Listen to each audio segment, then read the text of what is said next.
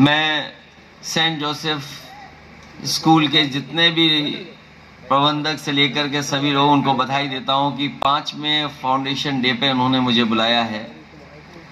5th foundation day है और जितने भी राजनीति करने वाले लोग हैं 5 साल बहुत याद रखते हैं। हर 5 साल में बदलाव होता है। कभी कोई सोचते हैं कि 5 साल में बदलाव होगा, लेकिन इस बार हम लोग सब चूक गए। 5 साल में बदलाव नहीं हो पाया। अब हम लोगों के लिए 4 साल बचे हैं।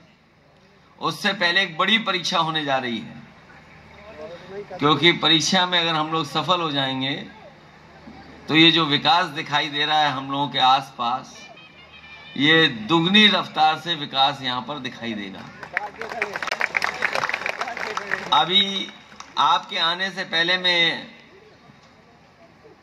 इंटरव्यू दे रहा था, एक यहीं की स्टूडेंट, उन्होंने मुझे इंटरव्यू के लिए रोक लिया और कई सवाल उन्होंने पूछे। उस सवालों में एक सवाल ये पूछा कि हम लोग परीक्षा के समय पर स्ट्रेस को कैसे दूर रखते हैं। तो मैंने ये कहा कि जो संस्था खड़ी है यहां पर तो बच्चों को कभी स्ट्रेस हो ही नहीं सकती है, क्योंकि अकेला संस्थान है। आसपास तो खेत दिखाई दे रहे हैं और अगर किसी भी खिड़की या आसपास देखोगे तो कहीं ना कहीं आपको सारस दिखाई दे जाएगा। अभी जैसे ही मैं आपकी संस्थान में आया, रास्ते में मुझे सारस दिखाई दे गया। ये समाजवादियों का जो सारस से नया रिश्ता जुड़ा है, बड़ा अलग रिश्ता जुड़ गया है। वैसे तो आजादी हम लोगों को हर चीज की मिलनी चाहिए, और जिन लोगों को सरकार में जनता ने बैठा दिया वो किसी की आजादी को पसंद नहीं करते। हम और आप लोग तो पॉलिटिकल लोग हैं, किसी न किसी विचारधारा से जुड़े लोग हैं। हमसे और आपसे तो नाराजगी हो सकती है, लेकिन सोचिए जो चिड़िया है उनसे नाराजगी क्या। इस सरकार ने उसकी भी आजादी पे पाबंदी लगा दी। एक नौजवान उसकी देखभाल कर रहा था क्योंकि वो बीमार था, चोट खाया था। उसकी रखवाली की, उसका इलाज किया, उसको खाना खिलाया और अपना मित्र बना दिया। ये तो सोचने की बात थी। अभी तक तो हम लोग और लोगों को मित्र बनाते हैं। अगर हम जानवरों में देखें तो जितने लोग संपन्न हो जाते हैं वो अपने घरों में एक कुत्ता पाल लेते हैं। घर में कुत्ता एक होगा, लेकिन दरवाजे पे लिखेंगे कुत्तों से सावधान। ये हिंदी गलत है या हम लोग समझ नहीं पा रहे हैं। लोग बिल्ली पाल रहे हैं, कबूतर पाल रहे हैं, तोते पाल रहे हैं, लेकिन अगर आपने थोड़ा बहुत साहस दिखाया और सारस के करीब पहुंच गए तो हो सकता है आपके सामने परेशानी खड़ी हो जाए। और ये सरकार ऐसी है जो परेशानी खड़ी कर रही है, और किसी भी रूप में अगर कोई कानून का उल्लंघन करेगा तो ये बहाना ढूंढ करके उसके खिलाफ कार्रवाई कर देंगे। लेकिन हमें खुशी है इस बात की कि जिस समय हम लोगों ने उस सारस के साथ और सारस के जो मित्र बना उसके साथ खड़े हुए, पूरा देश का झुकाव उधर दिखाई दिया है। उन्होंने सवाल खड़ा किया, अगर सारस को इलाज कराने में, उसको खाना खिलाने में कार्रवाई हो सकती है, तो जो लोग मोर को खाना खिला रहे तो उन पर कार्रवाई कब होगी। और इधर तो एक नई बहस छिड़ गई है कि कौन ज्यादा पढ़ा लिखा है, हमारे लखनऊ वाले के दिल्ली वाले। हालांकि लखनऊ वालों की पढ़ाई तो पता नहीं कहां हुई होगी।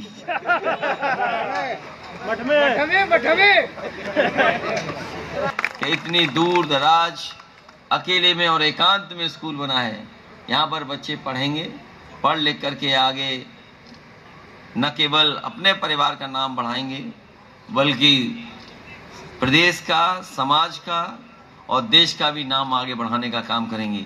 जहां कार्यक्रम खत्म हुआ था, हमारे फौज के लोग किन परिस्थितियों में सीमा की रक्षा करते हैं और कई बार उनकी जान चली जाती है, शहीद हो जाते हैं। आज जो शहीदों को सम्मान मिल रहा है वो घर परिवार के लोगों से मिल पा रहे हैं। वो किसी और की देन नहीं, वो नेताजी की देन है। नेताजी की वजह से ही आज शहीद घर परिवार के बीच में पहुंच सकता है। जहां आज हम जिस माहौल में हैं, हमारा देश न जाने कितना आबादी में बढ़ता चला जा रहा है।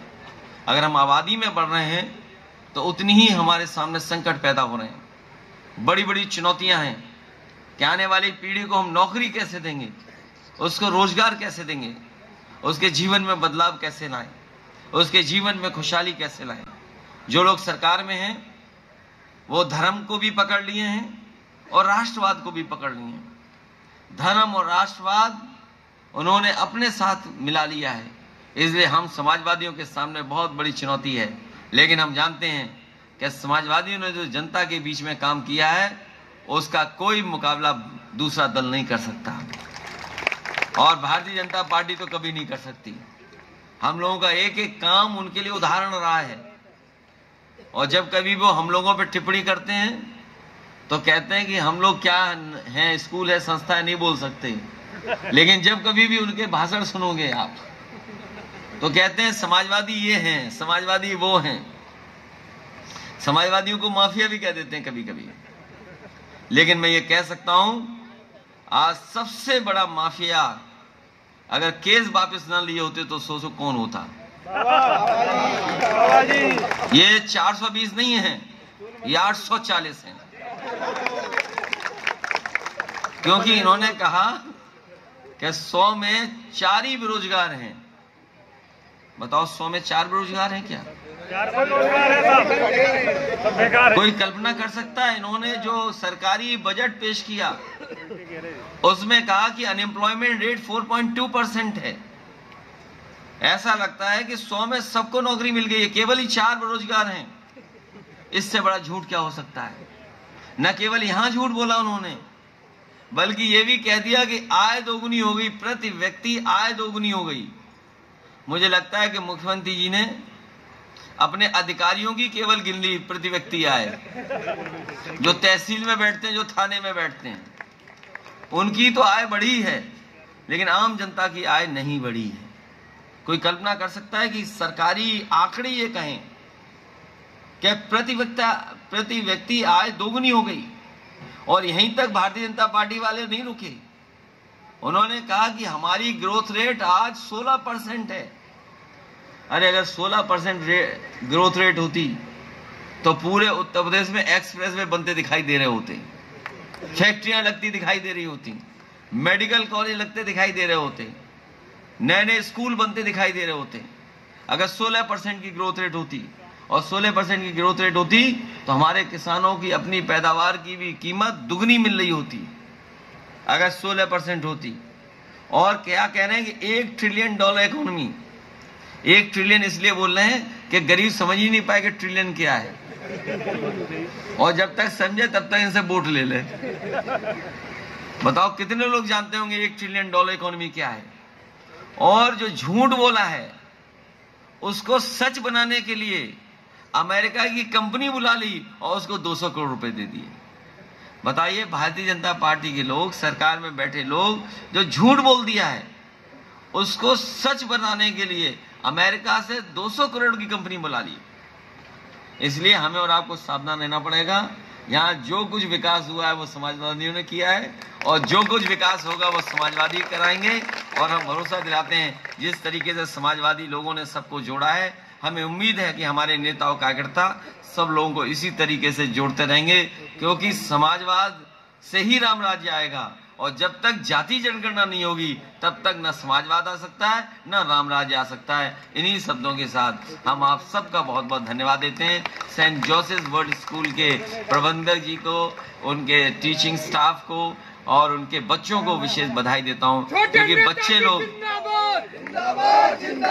बच्चों को इसलिए विशेष बधाई कि उन्हीं की वजह से रौनक है, उन्हीं की वजह से सब अच्छा लग रहा है, उन्हीं की परफॉर्मेंस अच्छी है तो सब अच्छा लग रहा है। इसलिए बच्चों को बहुत बहुत शुभकामनाएं, बधाई। और हमें उम्मीद है कि यहाँ के बच्चे आगे बढ़ेंगे और न केवल समाज बल्कि देश में भी अपना नाम रोशन करेंगे। बहुत बहुत बधाई आपको। बहुत बहुत आभार व्यक्त करना चाहूंगी मैं।